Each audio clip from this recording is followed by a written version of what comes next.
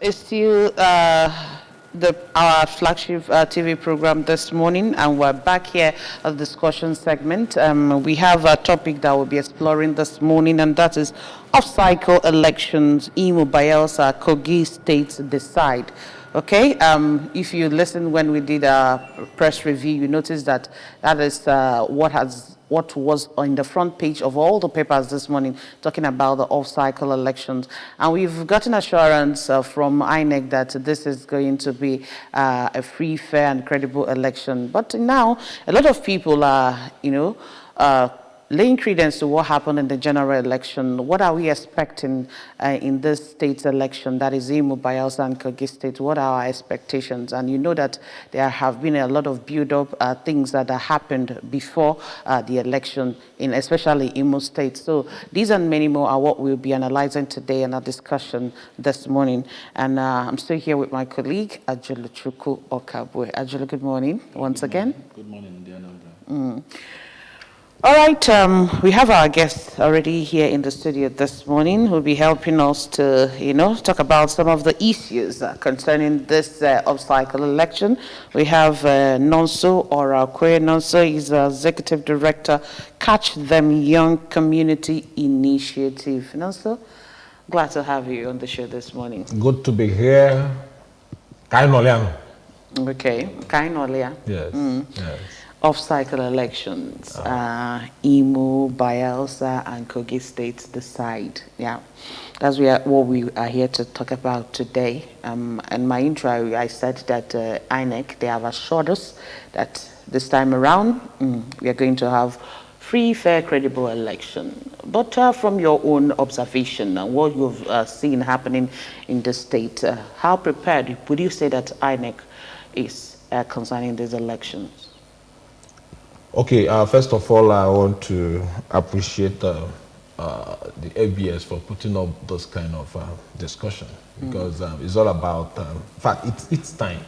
It came at the right time. And before I will go directly to your question, let me start by what has transpired all through back days, pre-election activities and Imo, where I actually, we are visible to see things ourselves and work out things ourselves. And that has to do with the collection of PVC distribution by INEC and also the Imo Lights. We were there to, conscientize people on the need to have these PVCs. It wasn't easy then. It was not easy at all, because people doesn't want to hear about election again in Nigeria, especially the Imo Lights. And when we are prior to that, okay, when we are on it, and before, okay, prior to that, we had one incident around the Himembano that brought about troops attacking the community.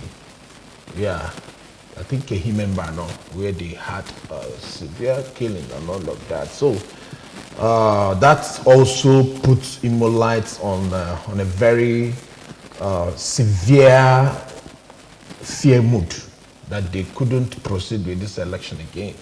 And that was also the time we were in Imo to sensitize people. Imagine, I think I came with, I had some pictures there that are shown on the screen. People were telling us to leave the arena, or they will call fire from heaven to consume us. Why will fire consume us? Because we are talking about election. And we stood there. Instead of fire to come, rain came to water the ground for us.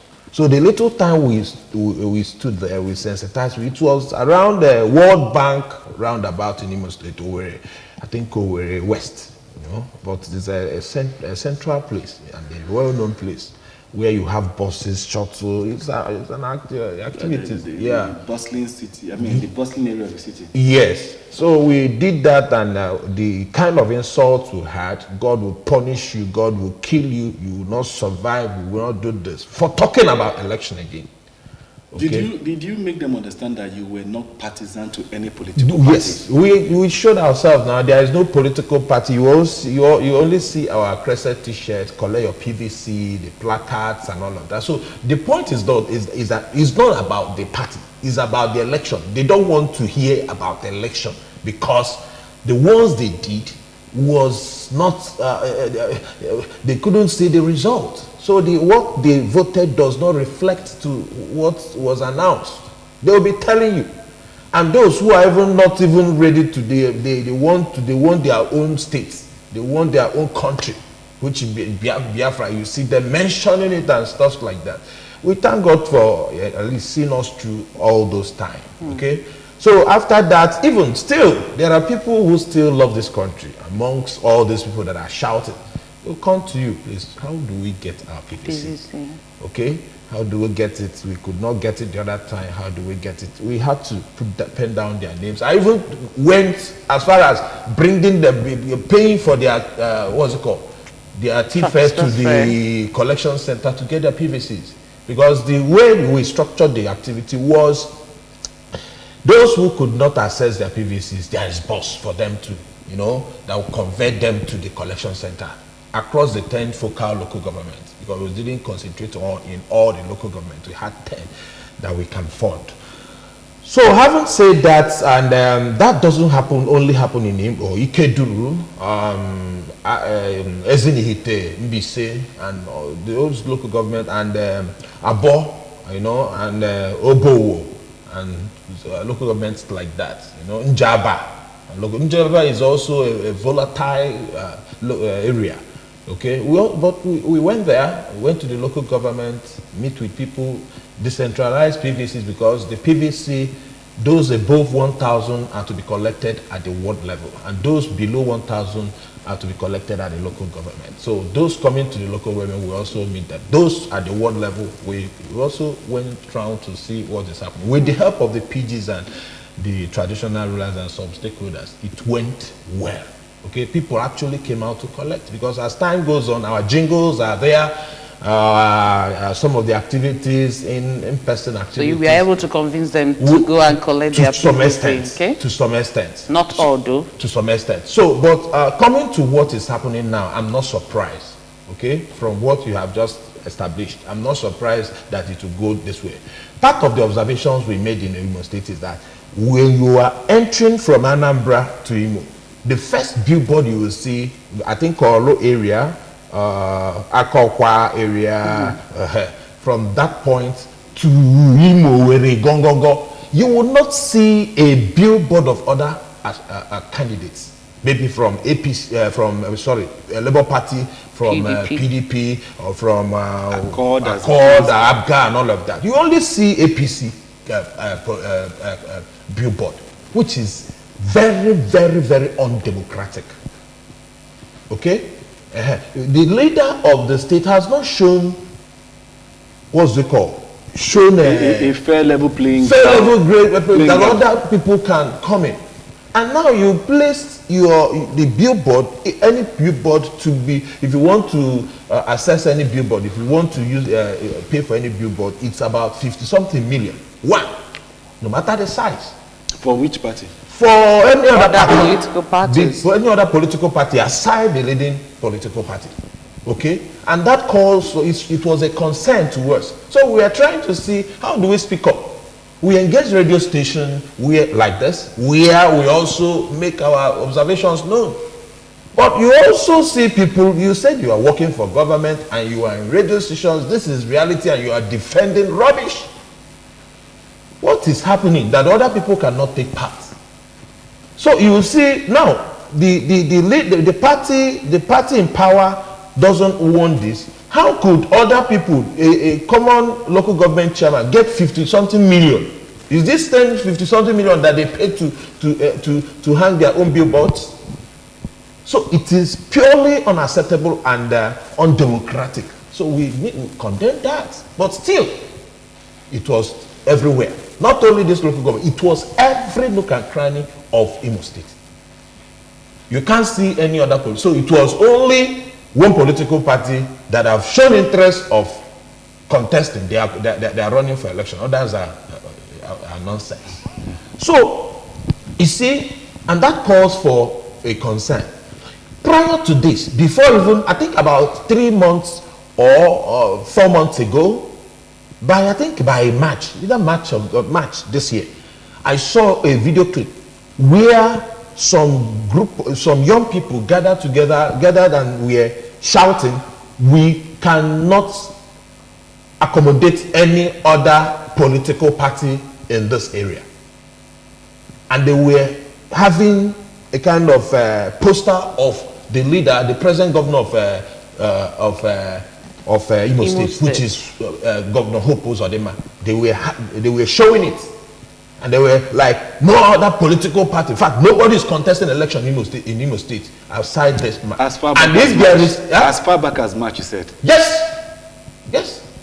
And if they see any other political party, it is crash. That means they will kill, or they will so you will see the facial expression. Okay. So it's a very big issue when you get, and I think maybe when we are going, I need to also say some other things that has happened within those people. Based on what you've said so far, do you believe that in Imo State, in Kogi State, and in Bayelsa State, come tomorrow, that we will see the same turnout of those that came out to vote at the presidential election, based on the assurances that the INEC has given that come this time around that they will perfect their irregularities of the last election, and then the security operatives equally assuring Nigerians in these 3 states that come tomorrow, that there will be no molestation of any person, and that troublemakers should stay clear. Do you have that belief that those words actually will be kept? No, I don't. Why? Do you know the experience we had in general election, this past general election? There is, to get people's hope, there is a process to that. To bring people's hope back to electoral system, our electoral system now, to bring people's hope back to what it should be. There should be a process to that. So the process has not been met? No, the process, I'm telling you, do you know why? How many of the wreck, either in Kogi, in Bayelsa, and Imo State, has appeared on a program like this to reassure the people and take back feedback from the people, take questions from people, give them feedback? How many of the police commissioners have also appeared on a public domain like this to assure people, this is what we are doing, this is what happened here, this is the incidents we have on ground, and this is how we want to overcome it? Or what are you doing at that point in time to address those issues? None. Instead, you'll be seeing violence from here and there, and the police, the security agencies will come out to be defending rubbish. The INEC will come out to be defending rubbish.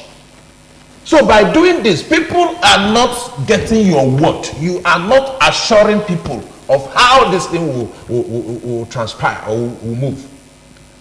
So you left them, more harm than how they were. So what I'm saying in essence is this. Now, if you look at what happened in Imo, I think let me come in on that now. What happened in Imo stakeholders meeting they had, was it yesterday or day before yesterday, that finally did not achieve the aim of the meeting. The national INEC commissioner was there. The REC was there. I think the commissioner of police or the police commissioner's representative was there. The stakeholders, the deputy governors of different political parties were there. CSOs, all of them, media journalists were there. At some point, the national commissioner had to ask the media team to shut down their cameras and leave the room. Journalists stop, every activity stop. On what ground? Yesterday I was talking about this in Ogene FM. They said, the anchor was like, does it mean there is something the national commissioner wants to address off camera? I said, what could that be? in our electoral system, in this election, what could that be that you don't want to put up in the public domain? Then why did you call the meeting? So it's not about people's hope are down. So expect apathy on a high side. Okay, what happened this tussle between the NLC and the Imo State government, and them shutting flight going to Imo State and all that, because people now coming from different parts of the country to Imo State, they are being either directed to Asaba or Enugu airport. Now, to what extent would this impact on the people coming out tomorrow to cast their vote? That is to show you how the election will go. That is to show you that the people who are conducting the election will come out and vote by themselves and count the election by themselves, and then probably call the result as they used to, because there is no hope. There is no hope.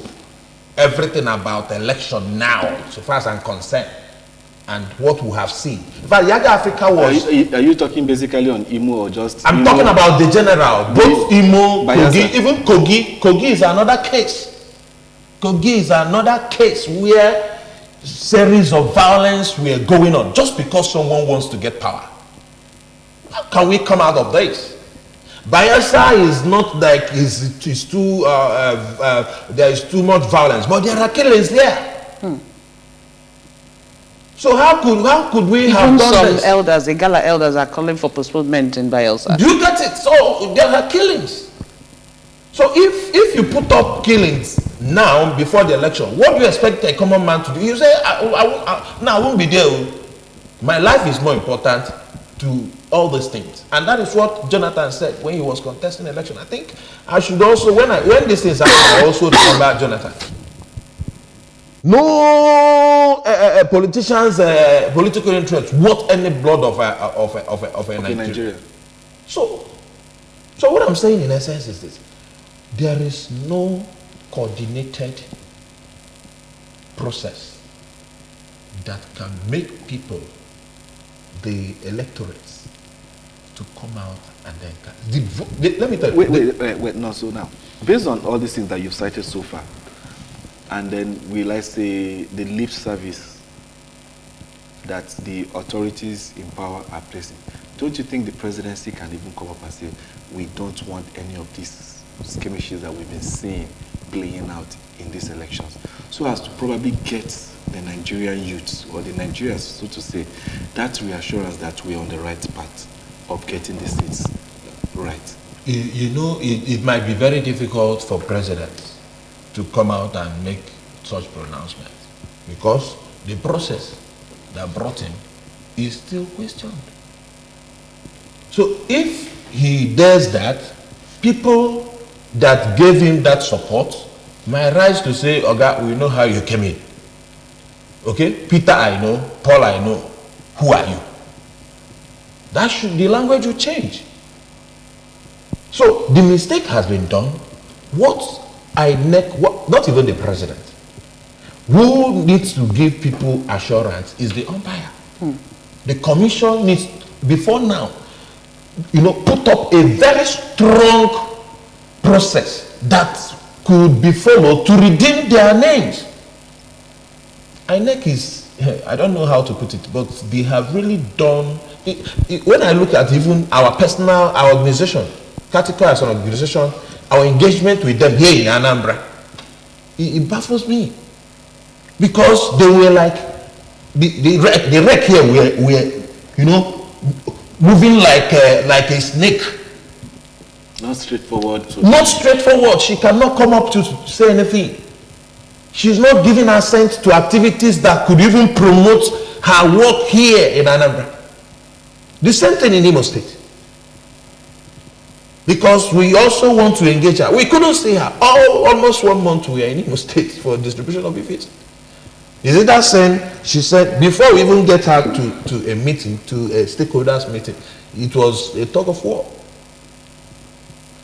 There had to be call from Abuja, from top offices for her to give assent to. And she didn't even come herself. She sent a representative. That is fine. But what has stopped her? What has been stopping her from attending a program that she will come a program that has been designed, that was designed to assist her in her work. We are not pursuing you, we are not EFCC. It's just to collaborate and make things easier for you. And you are running away because the process, they are all working on scripts. Okay, while you were in Igbo doing all the canvassing for people to come out to, collect their PVC, did you by any chance had meeting with INEC of Imo State? And yes. What were your discussions like? What did you point out to INEC to do to see that we have a better election in Imo State? We aside proper election, aside election, because what we did that time was very strict. It was on PVC collection. Okay. So we did not actually begin to discuss election matter proper. It was purely on PVC. But even in that PVC, the head could not avail herself to kill it, because if you maybe one thing or the other might come up, which we are not even interested. Our interest then was to make sure that an average Imolite that have not collected his or her PVC must collect. We wouldn't even mind taking it to their person's house, if that is possible, because we don't collect PVCs on proxy. Okay, so what we do is to encourage them, even give them pay for buses to go and collect this PVC from at the collection center in their local governments and also the ward at the ward level. So the appearing to have a discussion with us is a problem to her, which was also a problem to a wreck here in Anambra. So I feel all this wreck should be removed. Yeah, well, because I saw in the papers where I know some people complained about the Imo wreck and asking for her to be removed, but they cannot remove those people because they have given them script to act on, to work on. How can you remove someone who will deliver you? That means you don't want to win again. So to show you that the process, our umpires are biased. Well, you're saying some making tough statement here, but then at the same time, we are talking about redeeming the image of INEC, and then, well, let's say, getting your organization, which is more like Catch Them Young initiative, you understand, to believe in this country. We run a democracy in this part of the world. We are not autocratic government here. So now, based on your findings and what is on ground, how then would your organization get to have the youngsters believing in Nigeria working again election-wise? Even in the when we are chatting this cause of irregularities and all of that, we also know that we believe in this country, because if personally I can believe in this country no matter the ills, my followers, our followers as an organization must believe. Reason, because you look at what we portray, our image, we look at our vision, look at our mission. So from those things, you will know that we are not giving up. All we need to do is to keep conscientizing people. Like few days ago, okay, on the 4th of this month, we went to St. John Bosco Seminary, Isuan Ocha here, where we had opportunity to expose young people to what they could attach themselves after school. Everybody must not be a reverend father or stuff like that, because once you find yourself in the seminary, it's assumed you are going to be a priest. No, it's not. It doesn't work like that. So we need to bring on board careers that you can also engage yourself after school and things like that. With that, we also leverage that opportunity to tell them about democracy and good governance, where we should all believe in this country. Because if we lose hope on this country, it will tell on our children. Okay, pending when maybe there will be proper adoption of confab and all of that. That we know we have a very powerful document that could give everybody rights to do whatever. So, but if we give up now, those things will never come to fulfillment. So we encourage young people to do what? To still believe in democracy. But one thing is understanding what democracy is all about. Not only the leaders who act on democracy, the followers, the led, who also have to know the deeper meaning, deeply the meaning of democracy, so that on their part they will be acting. Then on the part of the leaders, they will be, because whether we like it or not, these children will come up tomorrow to become the president, governors, and decision makers in the society. So we keep on and on and on to sensitize these kids, especially at this young age. Most of them have decided, most young people have decided that they can't follow the normal way, because Nigeria, also now Nigeria, yakpago, okay? So they want to do it the best way they can. Go sharp sharp. So when you're talking about leadership and democracy, nobody is listening to you. They will be looking at your pocket. How much do you have? So if you don't have money, what you are saying is rubbish. Okay? Even if you have a better information to give them, they will be looking at your pulse. And that is why we have deemed it fit to go below even the university, because even the university they have a mindset on where they already is channeled. So we had to leave them come down a bit to conscientize these young ones that are coming, that what they are seeing might not be so visible, might not be helpful to them. But you need to build yourself capacity in leadership, capacity in economics, capacity in all areas of life, so that wherever you find yourself, you can thrive. So we are on it and we are not stopping. That's a good one. Do you also believe that if the INEC had proven their mettle in the last general election that we conducted in Nigeria, that this off-cycle election, all these things that is happening, all this build-up violence here in Imo, Bayelsa, and Kogi, it wouldn't have happened, that we would have had a credible and fair election come off this off-season election? It's very clear. We all know that. Because do you know what these people did? They tried to build a very good mansion that can accommodate millions of Nigeria. And because of personal interest, because of greed, you destroy those mansions. Not minding the number of people that those mansion accommodated, or that will accommodate. You now choose, because of your interest. Maybe you want to be flying up and down with a private jet and all of that, and destroy the future of Nigerians. So had even those things, INEC, with the way they started, we as an organization took that part, because we went, there are some of the meetings in Abuja and all of that was called. CSOs were part of it. The assurance was very powerful. Until almost 9 minutes, the whole thing changed. Okay? And here we are. Trust me, had even they did it, and the election of 2023 went well. From that general election till Dainkin.com, the election in Nigeria will be perfect. No. All right, before you go ahead, we want to go for our street walk. Let's get people's opinion on this off-cycle elections happening in Imo, Bayelsa, and Kogi State.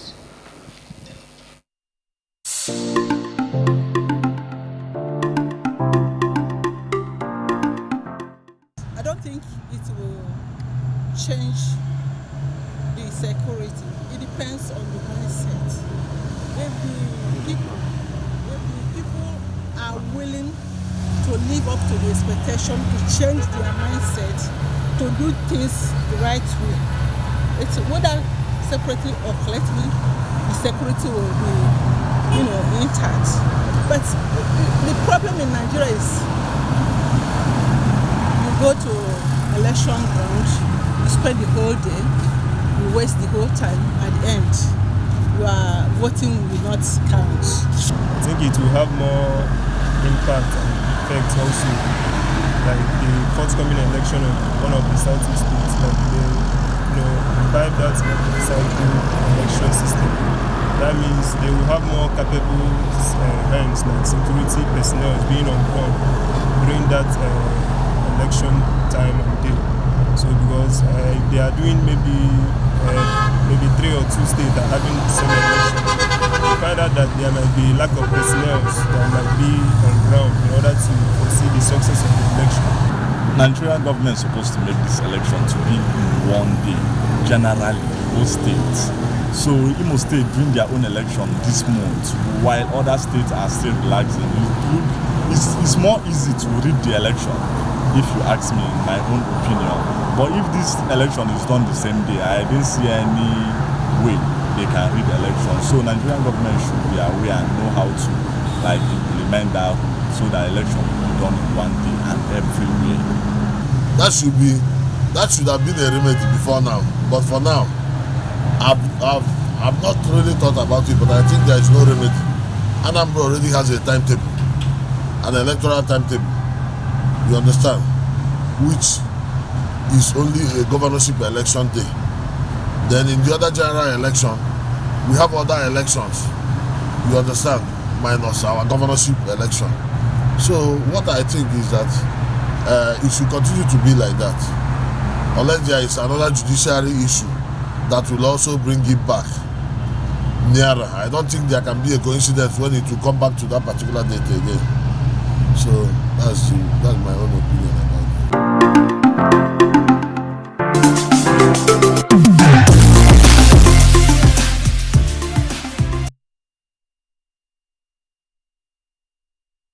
Glad to have you back. Well, we definitely heard the parliamentarians on the streets talking about the importance of election in democracy. Without elections, you definitely won't be having a democracy. And we are definitely wishing Imolites, Bayelsa citizens, and then Kogi, for their citizens to come out and vote for the candidate of their choice, irrespective of the fact that, well, those that think that they have power could want to trample upon their democratic rights. I believe you still have your own rights to do the right thing. Also, just like we heard people talking about how incumbents want to, strangulate and remain in power. But when we talk about democracy, we talk about the freedom of people to make their own choice based on whom they believe would deliver the dividends of democracy to them. And what you talked about in Imo State, and even what we read in the papers this morning about, in the press review, about all hotels in Imo State as we speak right now being fully booked. INEC officials that are meant to conduct the elections are stranded. Security operatives are stranded. So the question I ask, Imo and hotel business seem to be one hand in hand. So who could have the government booked all the hotels in Imo for? That's to show you the process. And that's to show, it's good it happened that way. It's good the news has popped up. And I believe the president is also aware of this. To show you how prepared INEC are and how prepared the sitting governor are to conduct election. This is the first time of hearing this in election, that all hotels are booked. Are they not talks? Which stakeholders will occupy the whole hotel in Imo State? When we actually saw that circular, on the social media, I was thinking that it was just a joke, mere joke, that the government want to book all the hotel rooms in Imo State. I was thinking it was a mere joke until this morning we saw in the papers that the security at the INEC, they don't have anywhere to stay. Go and check. The owners of the election are looking for where to stay. Then the talks are now the occupants, of the hotels. The governor should also explain that. Does it mean that those that will vote in Imo's election tomorrow are outsiders? Maybe that's what it's or people in the diaspora that came back. No, it can't be people in diaspora. Who are they? In Nigeria, during the election, how many came in? How many Nigerians in diaspora came in to cast their vote? Only in Imo State that you have such. And I think that is also happening in Kogi also. Yes. Right, so you see, is it an APC formula to deter opposition from having that could be. I think it's what I'm thinking. So what I'm saying in essence is this: if this could happen, then you find out that the umpire is biased. The umpire. I'm not talking about now the political parties. I'm talking about the umpire is biased. First of all, does umpire doesn't mean they don't have the capacity or the resources to book hotels for their staff. before time. If they don't have the capacity, why wouldn't they say it or put up these challenges? And now they are telling you that they will conduct free and fair election. Me, foul. Now there is nothing like that in my own history, in my own thinking, understanding. There should be nothing like that. The whole process is biased. Okay. For what I've seen so now, far. from what we saw in the papers this morning in Bayelsa, some Igala stakeholders are crying and begging the federal government to postpone the election. Now, on the riders there we saw where they are also saying that there are a lot of fake soldiers. The IG, the military, they have promised us that they are going to, safeguard the lives of the citizens in this state where the election is going to happen. And they actually gave out a warning that troublemakers will be dealt with. Now, if we have fake soldiers, people that are not military men, but they are dressed in the military regalia, if we have them moving around the street, and of course, the normal citizens will not know what the difference between the real and the fake soldiers. What then is the fate of the voters in Bayelsa State? That is why people not come out, because they have seen this and they are shouting, please, can you postpone this election? Our lives are not safe. If fake soldiers are on ground for election day, is there soldiers that are conducting the election or the police that are conducting the election? So it calls for a concern that what's it called? The security chief. How do they put it? Chief security officers at the national level should know what to do to curb these things. And today is even late. I don't know how they want to combat it. We have less than 48 hours for this election. Okay, so if those things are happening. Now, the common fate of the common man in Bayelsa and other states will be, come, I'm not going anywhere. Everybody should stay home. Me and my family, we are staying home. Nobody wants to go and risk his or her life. Nigeria needs a whole lot. So are you now saying that there is nothing that can be done to save the situation in all the states that are off-cycle election? Because today, you kept hammering that for you, this election is just an exercise. It's nothing like that will represent the interest of the masses. Now, are you now saying that within the hours we have before the election, from now till the election time, that there is nothing can be done by the electoral umpire, the INEC, to see that we have a free and fair election? If their staff is stranded? What would they do? From being stranded to the duty post, what would the person do? Would the person be coordinated? If the person didn't sleep, he never had any comfort to prepare him or herself for the election, how would they perform?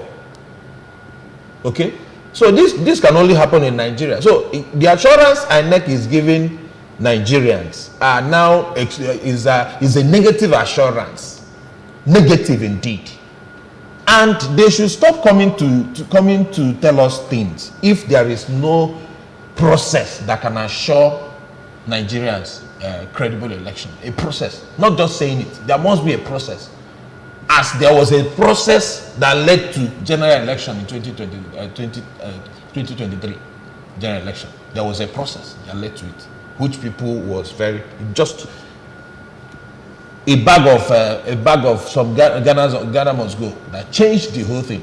And today there is not even a process at all. And you are telling us there will be free, fair, and credible election where people are dying. In Kogi, they are killing. In Imo, they are killing. In Bayelsa, they are killing. People's lives are not safe.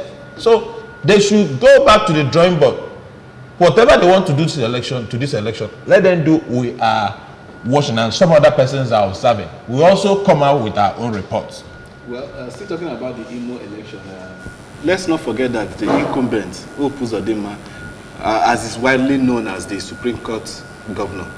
Are we going to be seeing something similar to that come this election, where you conduct an election, then the aggrieved parties that didn't win will now go to court, and then a new candidate will emerge after the process? Because now, when we are having issues with our electoral process, which is the INEC, the umpire, Nigerians are equally having issues with the judiciary by churning out people that actually didn't win elections to superimpose them on the citizens. Where do we, as Nigerians, how do we balance these two irregularities? As you can see now, an average Nigeria is also hopeless.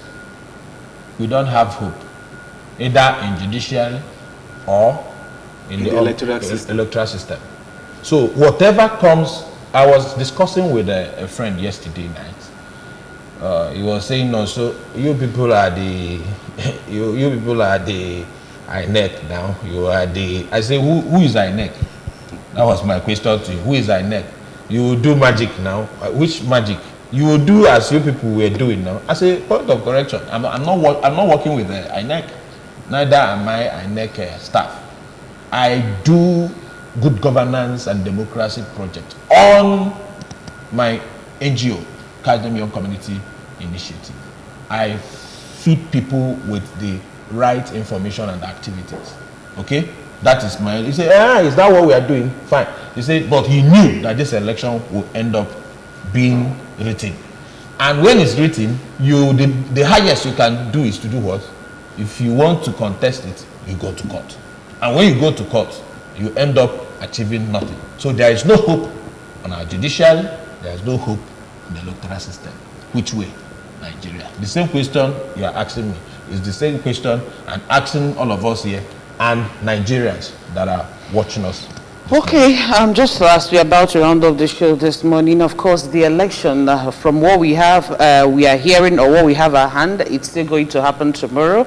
We've not heard about any postponement from INEC or even the federal government. So now the question is, what is your advice to the Imo, people from Bayelsa and Kogi State, concerning this election that is coming up tomorrow, 11th of November 2023? Okay, ndị Imo, ndị Bayelsa, na ndị Kogi. Sorry, I'm addressing you with Nde, but I have to use the Nde because I am an Igbo man. Tomorrow is actually a D-Day, and we are trying to, build our democracy. Part of ways to build our democracy is making sure that we exercise our civic rights. Okay, so it's good you go out to cast your vote, but don't risk your life. Your life is more important than the vote, but it's good you go out to cast your vote. That will make you to actually secure your what we call democracy dividends. It's part of it, and this, trust me, this problem we are facing in Nigeria will not live with us till we die. Someday, sometime, it will end, and people will begin to enjoy the dividend of democracy. So go out there and cast your vote, and also encourage other ones. But don't go to volatile area where your life is at risk. Thank you. Well, that's it on the show this morning. We've talked about off-cycle elections in Imo, Bayelsa, and Kogi State. And just like and also I've advised all the voters in the state where this election is happening tomorrow, be safe as you go out there to cast your vote. And to INEC, we are going to hold you once again by your words. You say you are going to give us a credible election this time around. So whatever it is that you need to do, I know we have just a few hours before the election. Anything that you need to do to, prove to Nigerians that you are ready to correct all the irregularities that happened in the general election, you are going to do that so that Nigeria will once again believe in the electoral process in this country. Thank you so much for joining us on the show this morning. My name is Chidimma Orangwa. And I'm Ajuluchukwu Okabwe saying thank you for watching and have a blessed day.